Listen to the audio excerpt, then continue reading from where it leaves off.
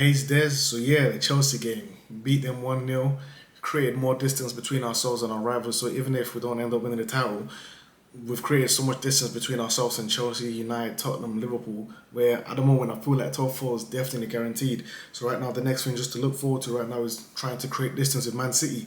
So yeah, just to talk about the game for a second, we completely controlled that game, pressed them off the pitch, dominated the ball, dominated possession, kept them in their own half for long periods of time, kept them there, pressed the ball, created multiple chances. We could have scored two or three goals, we just didn't take the other chances that came there. But otherwise, we're very organised defensively. They never really created anything much against us, and I give Arteta a lot of credit for that. So for me, when he first came in, the biggest thing that we saw immediately that changed was defensively. We were solid defensively, straight from back to front. Once we saw that continue to improve and became even more solid defensively, because we've not been this good defensively for a very long time. Once that defensive stability improved, we then started seeing the pressing come through as well, and our pressing was really good as well. So I give Arteta a lot of credit. He's completely changed the mentality, the belief at the club, the confidence. The players, they feel confident. They feel like they're the better team, they're better players, they're better than opposition. They just have that swag, that arrogance about them, the confidence about them. We saw that with Xhaka doing the game as well. And it's like the belief with the fans as well. Like, because we're going into these big games against Tottenham, against Liverpool, against Chelsea, and we're believing that we're the better team and we have the right to win these games when a few years back it was completely different. I mean, you wouldn't go into these games having the feeling that it's up to us what happens in this game. Do you know what I mean? But like now, we know going to the game is like whatever happens is in our terms. It's up to us. If we take our chances, we're gonna win because we're definitely gonna create these chances. So we have that belief, and you can see the belief in the players as well. They believe they're the better team. They believe they're the better players on the pitch, and that whole belief, all of that is all down to Arteta. It's completely changed the mindset of the club, completely changed the belief within the players, within the squad, and within the fans as well. And that's, you can see that going through. You can see the fans, they all believe that as well, and completely different team to a few years ago. So all credits to Arteta for that. So before the next thing I'll go straight into is the spine of the team at the moment. When you think about the players we have, for me I feel like we've got top players in every position at the moment. Of course, I said before we need to add some depth to it, but we have top players everywhere. But I think there are four world class players who at the moment are performing at a world class level. And for me, that's straight from the back to the front. That's Saliba, Partey, Saka, and Gabriel Jesus. Those four players for me, they're performing at a world class level.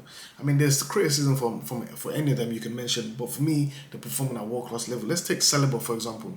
For me, this guy is a young player, 21-year-old centre back, playing like an experienced centre back.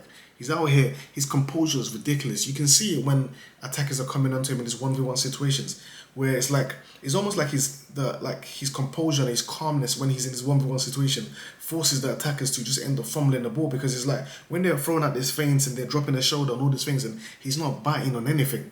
It almost feels like they have to do something extra, do you get? And all of a sudden he's in between them and the ball and he's got the ball already. Just his composure is just ridiculous. His reading of the game at such a young age feels like a defender's level reading of the game already. He's the way he sweeps behind Gabriel, or the way he sweeps behind Ben White. So whenever either the left centre back, who's Gabriel, or Ben White goes up top, if an attacker or the opposition team plays a ball behind, you see him quickly goes across the line to go and sweep the ball between them, and he's very good at defending a wide areas.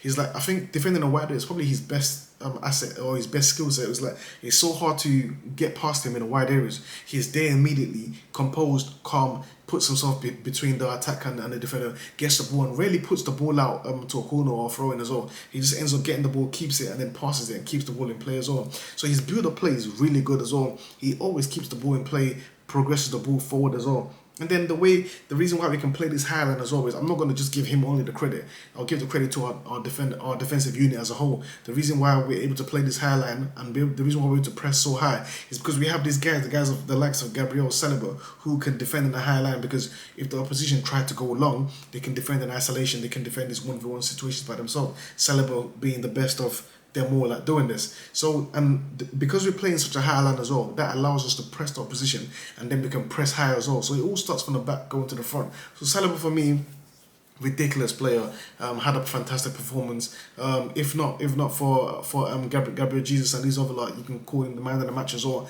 Fantastic performance. He's having a great season, a world class season. For me, probably one of the best centre backs in the league. He might be the best centre back in the league and on form at the moment as well. The next guy I'll go to is Thomas Partey.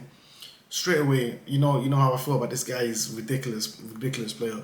Yeah, defensively, his IQ in terms of screening, in terms of screening the back line, in terms of like shuffling from one side to the other, reading runs from opposition, defending in the wide areas, screening the back line, and then on the ball, his ability on the ball to dribble, to pass, to progress the ball with passing, to progress the ball with carrying, to create angles for himself, always available to receive. His ball retention is ridiculous. He can, he's under pressure. He doesn't lose the ball. Just all-round world-class player. And then the thing that I mentioned that he needed to add to his game as well was that he needed to at times be able to slow the game down or not be too direct and be a lot more controlling in terms of controlling the tempo of the game when we're dominating the game or when we're in the lead. And you look at the game against Chelsea, when we got into the lead, especially towards the end of the game, you could see Partey is just like a calm guy, just someone that we can use to relieve pressure. Our players can just give him the ball knowing that he's going to keep it and then he's going to recycle it and give it to someone else, recycle it, give it to the next guy. It's like a constant recycling machine. You give him the ball, he gives it to someone else. Give him the ball, he gives it to someone else. And he slowed the game down when we needed to. When we needed the game to be more, when we needed him to be more direct, he was direct. When we needed him to slow the game down, he slowed the game down. And he got that balance correct in this game. And that's what I've been seeking to see from him, because that's what you get from the top elite defensive mids at these sort of clubs who want to dominate possession, is that they have their defensive mid who is able to control the tempo, set the tempo of the game, and Partey has all the qualities to do that. So I'm just so happy that I saw him do that in this game, because in this sort of game is where it's needed, because you don't want a situation where Chelsea start to feel like the game is going away from them and then they start to build momentum, and they build momentum by having more of the ball or getting into this back and forth end-to-end situation, and then the fans get behind them. But we took the game away from them completely, and Partey helped a lot with that, just simply because he was able to slow the game down, control the tempo, and just continue to recycle the ball all around and frustrate them. So for me, world-class performance on him as well. He's having a top-class season. The next guy I put on the spine list as well was Bukayo Saka. I mean, I'm not going to say he's underrated or anything like that, but when you think about what he's doing this season at his age as well, it seems like he's a bit overlooked at times. I know everybody rates him, everybody knows he's world class, but it's like when you think about young players, when young players do certain things, you see people talk about it a lot. You know what I mean? But it's like with Saka, it's because he's just become the norm. It almost seems like no one is like, it's like what he's doing just seems normal and no one seems to be. It's like he's not getting extra credit, like that, the kind of credit that you would give to young players to get. But because he almost seems like an experienced level player already, it seems like what he does is, oh yeah, Saka just did that again. But what he's doing is ridiculous. It's insane. The kind of stuff he's doing. He's performing like the likes of Hazard, Ribery, these kind of players that they're like a relief valve or like a pressure reliever for our team, where our teammates trust them in any situation. You can give him the ball against three defenders, give him the ball against 2-3 defenders, or give him against his marker 1v1, and he just keeps the ball, doesn't lose the ball, strong. He can hold up his marker back to them, and then somehow, no matter what the case is, he just spins them. So he just holds the ball off back to the defender and just spins them, and all of a sudden he's behind them and he's left the defender, and then when he gets past the defender as well, he doesn't just rush the final product. He finds someone. He's playing a creative pass, or he's playing a pass for another pass again. Just very direct player. Progresses the ball with passing, progresses the ball with ball carrying. Just an insane level player. Then he's got this movement behind as well, and the opposition just can't get the ball off him. It's just ridiculous what he's doing, and I feel like we need to recognize that what he's doing is not the normal level of what young players are doing. He's doing world-class level stuff, and we need to start either we're gonna start giving him credit like for what he's doing as a young player, or just put him up there as probably the best right winger in the league at the moment, because he's just performing at an insane level. He's just ridiculous level, and he's just consistently doing it. And I'm just like, this guy's just doing this and he's just doing that, and it's like, Saka's just done that again. Saka's just done. No, young players don't just do these kind of things just regularly. He's performing at a world-class level. We need to understand that. We need to see that this is ridiculous stuff that he's doing. So for me, Saka is just unbelievable. It's just like you give him the ball and he just never loses the ball. Rarely ever loses the ball. He just get the ball back in any situation, just receives the ball. And someone mentioned as well, he looks stronger as well. He's getting stronger. It's like you can't get a ball of him, just spins the opposition. Like you can have two players standing there and he just spins in between them, somehow receives the ball back to go, keeps it, spins between them, and he still keeps the ball and then gives it to someone else. Like, it's just unbelievable. Having an unbelievable season, world-class season. For me, at the moment, if you're ranking a team of the season, he gets in the right wing for me. And then the next guy I'll talk about is Gabriel Jesus. Obviously, I know all the stuff about the finishing, him not taking his chances. I do feel like, for me, it is kind of a concern, because we don't have another guy who can take the chances. But what he's doing and how we're playing this season, we can't do it with anybody else. Without Gabriel Jesus in this team, we're not doing what we're doing right now. Everything, a lot of what we're doing offensively is down to him. The pressing of the defenders. He doesn't give the defenders a break. He's a warrior on the pitch. In constant duels, he doesn't allow the defenders to have a break on the ball. Once they get the ball, the defenders get the ball and they try to build, he's pressing them immediately. Any defender who gets the ball, he's pressing them. His hold up play against big defenders, his link play. It's like you wouldn't expect him to have hold up play. He's able to back into defenders for his size as well. But it's just because of his work rate. He's very tenacious as well, and he's just constantly playing at a high intensity everywhere, receiving the ball, making runs in behind, making runs into the channel, runs in behind, constant presence in the ball. He's a constant pest to the opposition. The defenders can't have a break with him around because he's just constantly moving. You can compare it to Aubameyang, who we saw on the opposite side, who was our last striker, and compare that to him. Aubameyang had 8 touches during the game.